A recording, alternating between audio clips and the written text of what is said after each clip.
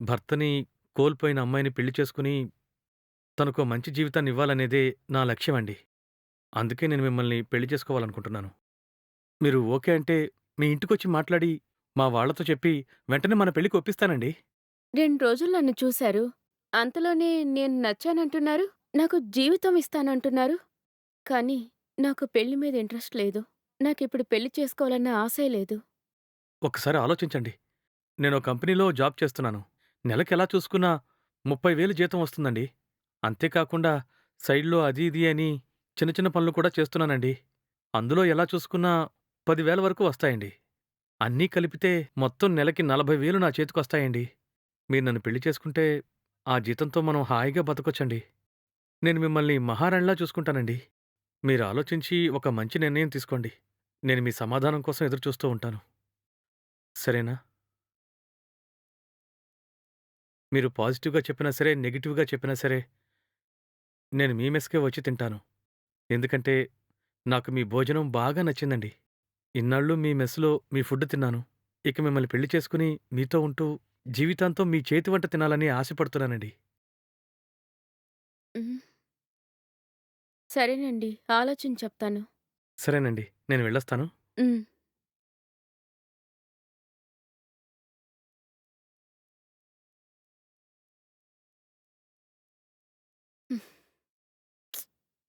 మెస్సుకు తినటానికొచ్చిన అతను పెళ్లి చేసుకుంటానంటున్నాడు.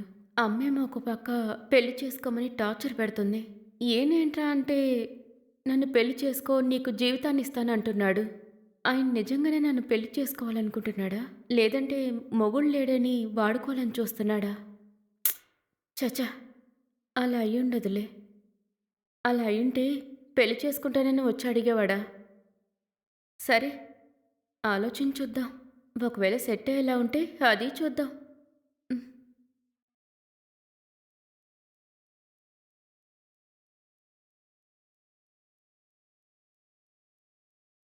ఆ!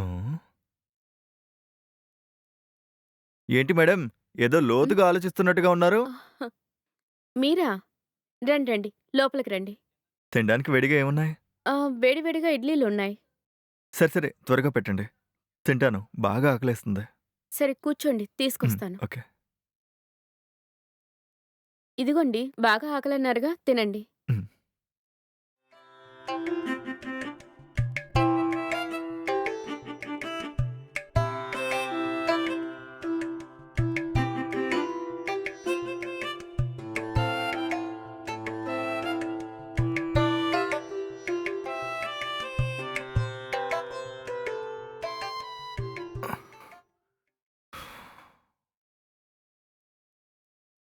మెస్‌లో మంత్లీ మీల్స్‌కి చేద్దాం అనుకుంటున్నాను.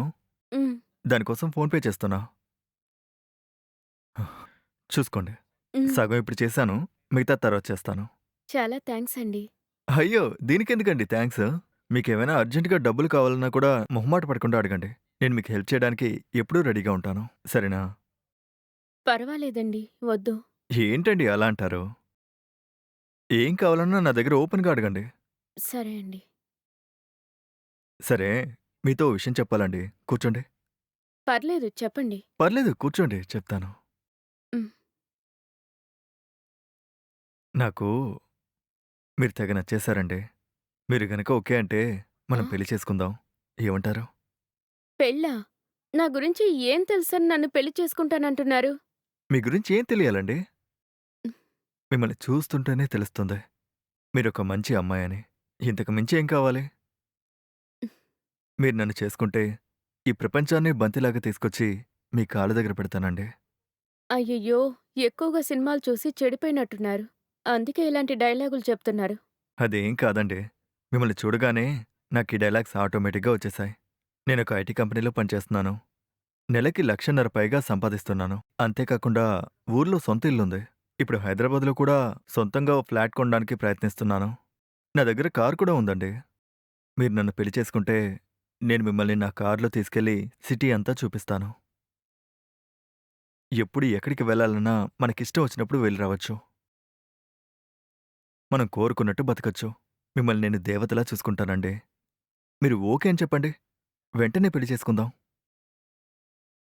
ఏమంటారు? ఇలా సడన్‌గా వచ్చి అడిగితే ఏం చెప్పను? నేను ఆలోచించుకొని చెప్తాను.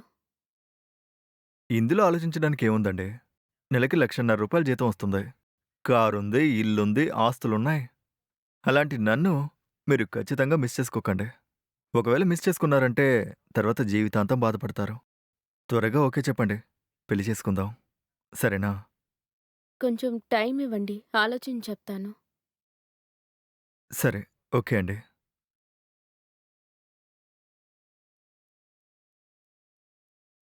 ఏంటిది? ఇలా పెళ్లి చేసుకుంటానని ఇద్దరూ వచ్చి అడుగుతున్నారు. మొదట అడిగిన ఆయన నెలకి 40,000 సంపాదిస్తున్నాడు. ఇతను నెలకి 1,50,000 సంపాదిస్తున్నాడు. ఇద్దరూ చూడ్డానికి హీరోల్లాగే ఉన్నారు.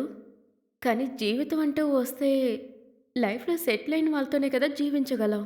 కానీ ఆయన క్యారెక్టర్ చూస్తే చాలా శాంతంగా, ప్రశాంతంగా, చాలా మంచివారిలా ఉన్నారు. కానీ ఇతనేమో చిన్న పిల్లాడిలాగా తుంటరిగా ఉన్నాడు. కానీ ఈ వయసులోనే 1,50,000 సంపాదిస్తున్నాడు. ఫ్యూచర్‌లో ప్రమోషన్ దొరికి ప్యారిస్‌కి వెళ్లి సెటిల్ అవుతానని అంటున్నాడు. ఇతన్ని పెళ్లి చేసుకుంటే నేను కూడా ఫారెన్‌లో సెటిల్ అవ్వచ్చు కదా! ఈ ఊర్లోనే ఆయనకి సొంత ఇల్లు, కారు, ఒక ఫ్లాట్ ఉందని కూడా అంటున్నారు. కానీ మొదటొచ్చిన ఆయనకి ఇవన్నీ ఏమీ లేనట్టున్నాయే. ఆల్రెడీ మనం కష్టపడుతూ ఉన్నాం. అతన్ని పెళ్లి చేసుకుంటే పెళ్లి తర్వాత కూడా కష్టపడుతూనే ఉండాలి. సరే, ఇద్దరి దగ్గర టైం అడిగాం కదా! బాగా ఆలోచించి నిర్ణయించుకుందాం. తనకి ప్రపోజ్ చేశాను. తను గనక ఓకే చెప్పిందంటే తనని పెళ్లి చేసుకుని బాగా చూసుకోవాలి. తను ఇప్పటికే ఎన్నో కష్టాలు పడింది.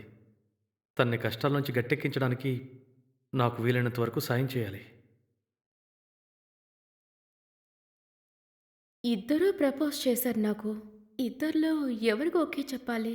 మొదట ప్రపోజ్ చేసిన ఆయన్ని పెళ్లి చేసుకుంటే, పెళ్లి తర్వాత మనం మిడిల్ క్లాస్ లైఫ్‌నే జీవించాల్సొస్తుంది. కానీ సెకండ్ వచ్చి ప్రపోజ్ చేసిన ఆయనకి ఓకే చెప్తే, మన జీవితమే సంతోషంగా మారిపోతున్నట్టుంది. అతనికి ఇప్పుడే 1,50,000 జీతం వస్తుంది. ఆయన చెప్పినట్టు ప్రమోషన్ దొరికి, ఫారెన్‌లో జాబ్ దొరికితే, మనం కూడా అక్కడికి వెళ్లి సెటిల్ అవ్వచ్చు కదా! అయ్యో! తలే పగిలిపోయేలా ఉందే! ఐటీలో పనిచేసేవాడా? లేక సాధారణ కంపెనీలో పనిచేసుకునేవాడా? ఇది మనకి రెండోసారి దొరికే అవకాశం. ఇద్దరిలో సరైన అతన్ని సెలెక్ట్ చేసుకోవాలి. మనకు దొరికిన ఈ ఛాన్స్‌ని మిస్ చేసుకోకూడదు. పెళ్లి చేసుకుందామని ఒక బిస్కెట్ ఏసాం. ఖచ్చితంగా నాకు ఓకే చెప్పేలాగానే ఉంది. ఆ ఓకే అన్న మాట తన నోటి వెంటొస్తే తనని తీసుకొచ్చి ఎంజాయ్ చేయాలి.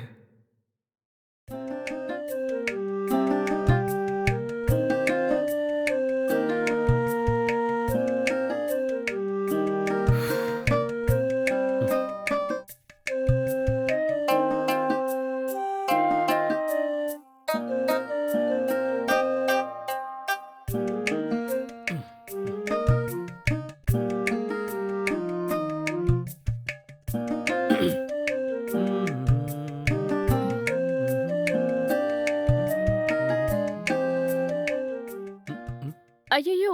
వచ్చేసారా? కనీసం ఒకసారైనా పిలవచ్చు కదా! పర్వాలేదండి. పనైతే మీరే వస్తారు కదా అని పిలవలేదు. ఏం తింటారు? తినడానికి ఏమున్నాయి? ఏముంటే అవి తీసుకురండి. ఓకే. హ్మ్.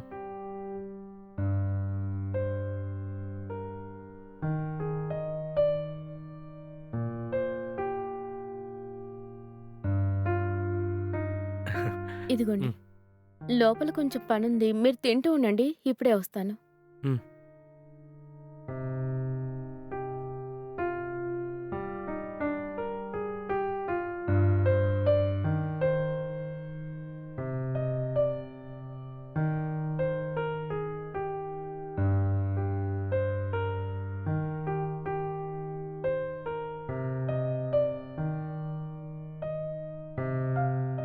ఏవండీ! ఒకసారి ఇలా వస్తారా? ఆ! ఇదిగో వస్తున్నా.